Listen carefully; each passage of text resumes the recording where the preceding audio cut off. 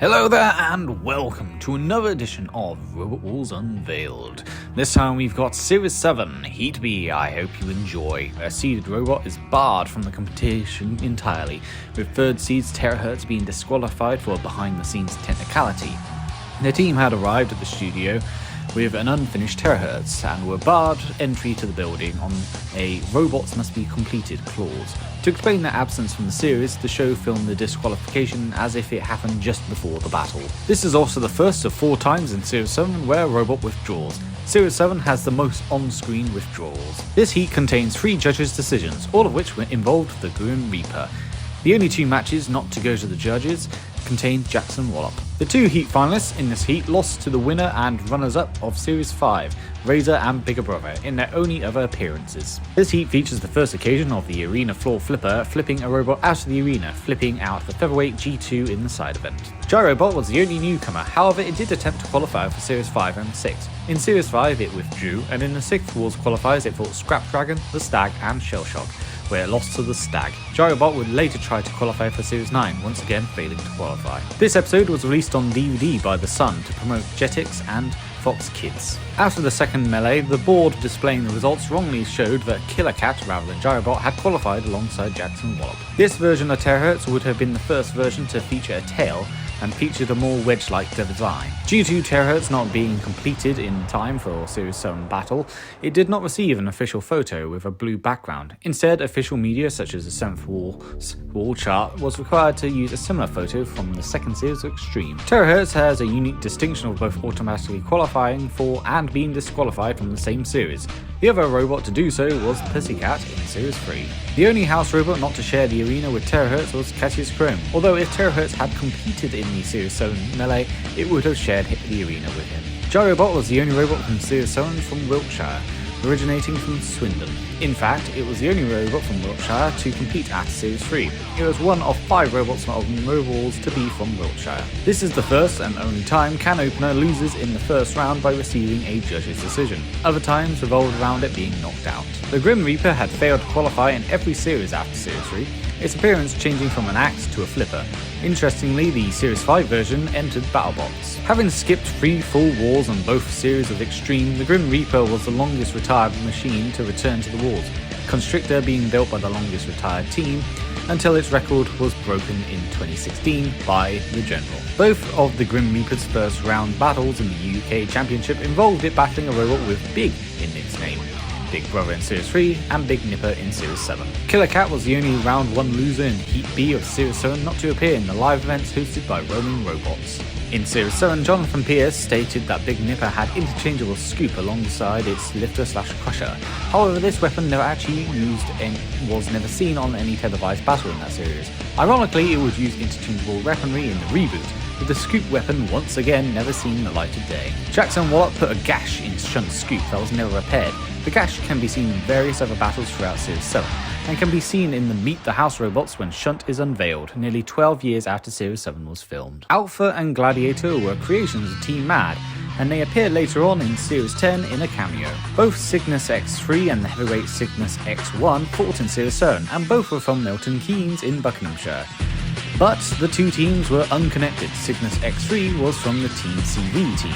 Minnie Moore holds the dubious honour of being the fastest immobilised featherweight on Robot Wars, losing all power after a flip from Rip in less than 3.5 seconds into the battle. And now for the Series 7 qualifiers.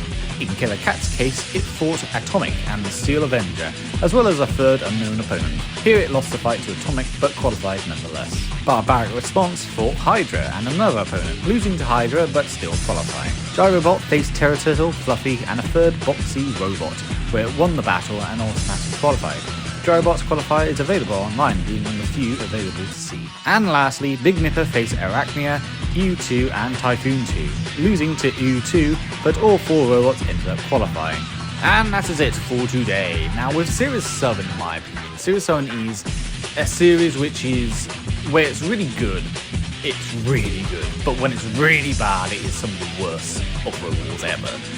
The Annihilator, Heat D, for example, are 2 of the single worst episodes in the show's history. But then you get other episodes like Heat A, which is really good, or even sticking my tongue, or Heat F, I should say, you know, another really good Heat. But then you get a lot of really mediocre ones in between, which is kind of Heat B is a good one, all things considered. Every battle is enjoyable. Every robot in this is enjoyable. It sucks that terahertz withdraws, but at the same time, this also leads into one of the major issues of Series 7, and that is there are so many robots that withdraw in this competition. It's actually kind of ridiculous and embarrassing, especially when it starts just happening, even in the final episode. It just is stupid in my opinion. Why not just do what Series 3 did and cover up by saying, oh wow, this robot is actually in, when it wasn't actually that robot to do with, or even in Series 8, the reboot, or Series 9 for that matter, they always had another robot put in and they pretended that there was no withdrawal. You know, it's such a simple solution, yet they could not do that at all. It's really stupid, honestly. Or like, take them back and repair them briefly, put them in the arena. If they get knocked out round, who cares? It's, you know, that's one of the biggest flaws in Series. So aside from the whole, you know, making it way too obvious that the show is a, you know, game show rather than, you know, a competition, which is one of the biggest problems with Extreme 1, for example. Series 7 elevates that with its obsession with constantly talking about the big 20,000 tries. But let's actually talk about this Heat instead of bitching about Series 7. This Heat overall is fun. Like, Big Nipper, I love Big Nipper, one of my favourite robots. I think it's fantastic in this Heat. I love the way it just crushes and takes off the wheel of Jackson Wallop. Jackson Wallop leaving the gash on Shunt. I must admit, I thought it was another robot that did that, but it is actually Jackson Wallop. And, you know, having watched it on Mech Plus very recently, because it's, you know, 24-hour stream, it is Jackson Wallop, and it's quite interesting to think about that. The Grim Reaper is certainly the biggest surprise. You know, this Series 3 robot, you know, now it's bright green machine with a big flipper, doing really well. I think that's great. His flipper isn't powerful enough to throw a robot out the arena, though, I did notice. But overall, a great Heat, great set of robots, and I love the Heat final between Grim Reaper and Big Nipper. Probably one of the best fights in Series 7 as a whole. Very tight-knit. I like those tight-knit battles. I think it's very good.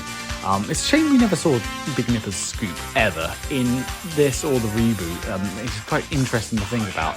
But nonetheless, let's see what we got next. So as per usual, we're going to have a little randomizer, select the next episode. Now Series 7 is a long series, so it's possible that we might get another Series 7 episode like the Series 4, but we'll see.